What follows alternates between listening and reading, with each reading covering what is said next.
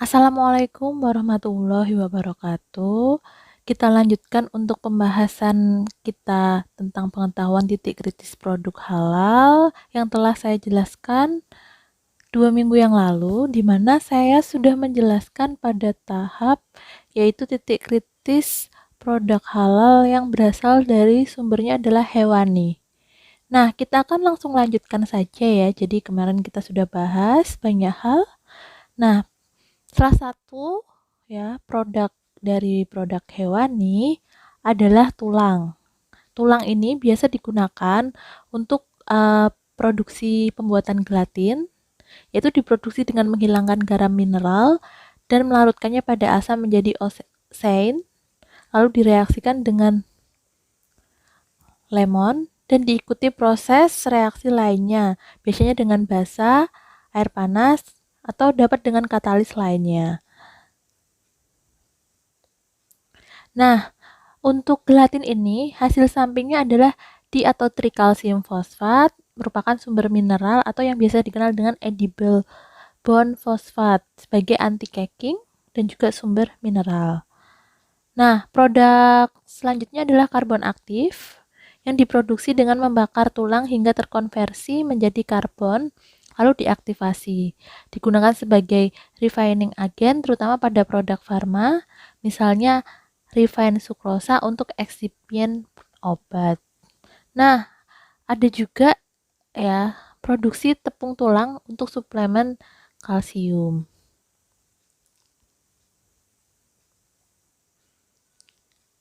Di mana dalam pengetahuan titik kritis yang sumbernya adalah hewani, ya kita tahu bahwa gelatin ini merupakan sebagai sumber kolagen.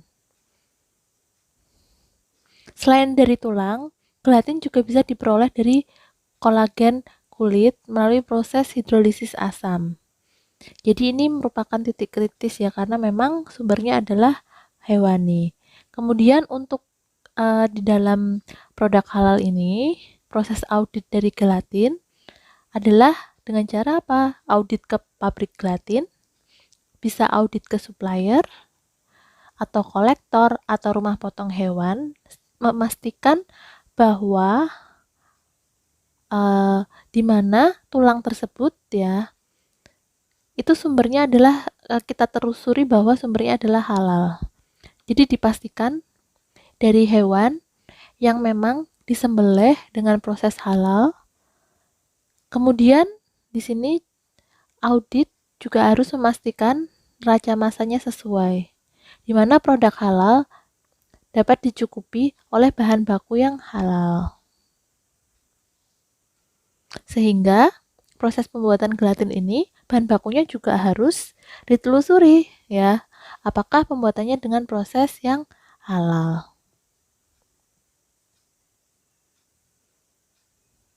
Nah, untuk tulang sendiri, ketika kita telusuri dalam titik kritisnya, sebagai contohnya adalah produsen gelatin ya.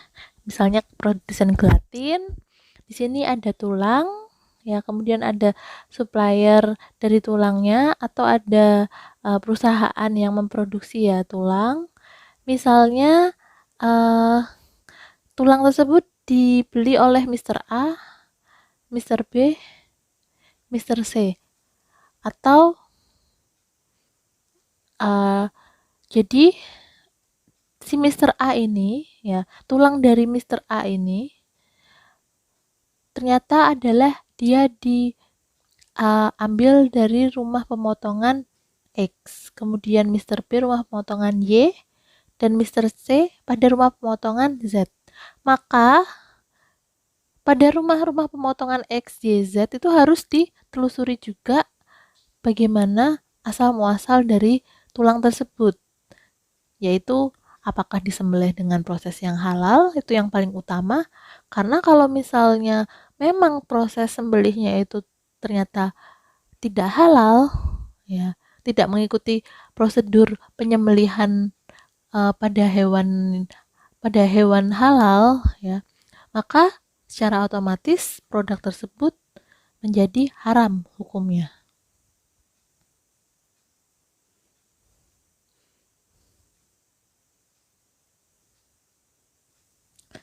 Selanjutnya adalah trakea. Selain tulang, ada juga trakea, di mana trakea ini merupakan sumber dari kondroitin yang biasa digunakan pada produk seperti suplemen untuk tulang ya, kemudian aditif pada produk susu formula. Nah, untuk trakea ini ya dengan cara diproduksi yaitu menghidrolisis trakea tersebut ya sehingga menghasilkan kondroitin. Yang selanjutnya adalah wool, di mana wool ini ya merupakan sumber kolesterol, lanolin atau adepslane. Nah, perlu diperhatikan bagaimana cara memperolehnya dan menggunakan bahan tersebut, apakah untuk internal atau penggunaan eksternal. Contoh penggunaan internal adalah sebagai sikat gigi ya. Nah, untuk penggunaan eksternal adalah contohnya adalah sebagai jaket. Untuk wool ini ya kita ketahui walaupun untuk penggunaan eksternal perlu diperhatikan sumber dari produknya. Misalnya pada produk yang memang halal ya, produk hewan halal seperti sapi, kambing, domba. Kalau wool ini identik dengan domba ya, wool atau kulit ya. Nah, sapi, kambing itu kan jelas dia, atau kerbau itu kan jelas dia halal ya, dagingnya halal untuk dimakan. Apabila dia disembelih dengan syar'i, maka hukumnya adalah halal untuk kulit dan juga untuk rambut atau woolnya. Nah, sedangkan apabila dia merupakan produk hewani yang dagingnya tidak boleh dimakan, ya, tidak boleh dimakan, itu hukumnya adalah najis apabila belum dilakukan penyamaan. Jika sudah dilakukan proses penyamaan, hukumnya adalah boleh digunakan seperti produk dari kulit ular. Nah, bagaimana dengan bangkai? Kita tahu sendiri bahwa bangkai walaupun itu boleh merupakan sumber yang boleh dimakan seperti sapi dan juga kambing, tetapi bangkai itu sumbernya sudah sumber yang tidak halal atau haram ya. Nah, baik yang dapat dimakan ataupun yang tidak dapat dimakan pada bangkai misalnya sudah disamak, boleh digunakan. Misalnya bangkai sapi, kita tahu bahwa dagingnya itu adalah hukumnya haram untuk dimakan karena dia merupakan bangkai, tetapi ketika melalui proses penyamaan maka menjadi hukumnya boleh atau boleh ya, mubah untuk digunakan. Tetapi jika itu bangkainya merupakan hewan yang haram, yaitu babi dan juga anjing, maka tidak boleh digunakan. Ya, di sini ya dari sumber yang dia memang dagingnya tidak boleh dimakan seperti ular, itu dia masih boleh digunakan untuk kulitnya masih boleh digunakan ketika sudah melalui proses penyamaan.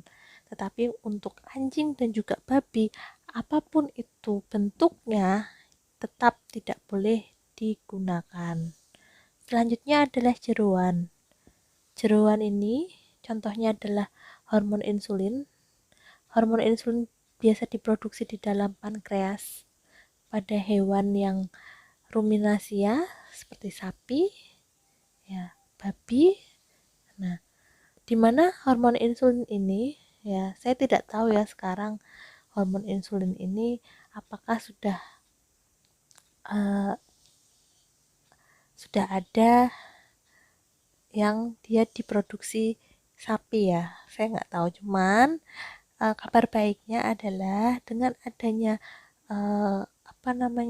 dengan adanya perkembangan ya ilmu pengetahuan, maka hormon insulin ini bisa diproduksi oleh mikroorganisme ya. Nah, tetapi memang ya kalau misalnya dia statusnya untuk obat, walaupun itu dari produk seperti dia diproduksi di pankreas babi misalnya, tetapi ketika belum ada yang bisa menggantikan, selama itu sifatnya adalah urgent ya, maka boleh digunakan. Kemudian enzim. Di sini ada enzim Rennet ya. Kemudian enzim amilase, lipase, pepsin, tripsin. Itu semua enzim yang produksinya ada di dalam istilahnya jeroan ya. Di dalam uh, proses metabolisme dari hewan. Nah, kemudian ada taurin dari empedu hewan. Kemudian ada intestin untuk casing sosis. Nah, kemudian ada bubuk dari ginjal, hati, biasanya digunakan untuk seasoning atau flavor.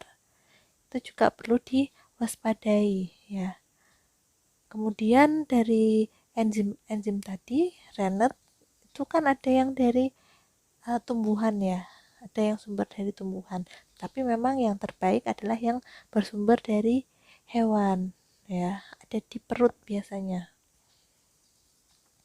Nah, untuk jeroan ini juga harus diwaspadai, di mana ya dia harus dari hewan yang hukumnya halal untuk dimakan dagingnya dan juga disembelih secara syar'i. Ini berbeda dengan kulit ya dan juga wool tadi. Nah, untuk produk susu ini, walaupun sumbernya adalah susu, itu kita ketahui kalau selama sumbernya dari hewan yang hukumnya halal, maka dia halal. Ya. Walaupun dia halal, tetapi ketika dia diproduksi menjadi keju, yaitu susu yang digumpalkan dengan asam atau enzim penggumpal, biasa dari hewan atau mikroba tanaman, ini perlu diwaspadai sumber dari enzimnya. Apakah enzim yang digunakan untuk membuat keju, yaitu enzim Rennet, itu bersumber dari hewan? Nah, jika iya, apakah hewannya itu perlu ditelusuri titik kritisnya. Nah, jika dia berupa dari mikroba, diproduksi oleh mikroba, maka kita perlu telusuri juga media mikrobanya. Dan untuk tanaman ini memang yang paling aman. Nah, biasanya untuk keju ini menghasilkan hasil samping berupa whey, kemudian laktosa, kasein atau kaseinat.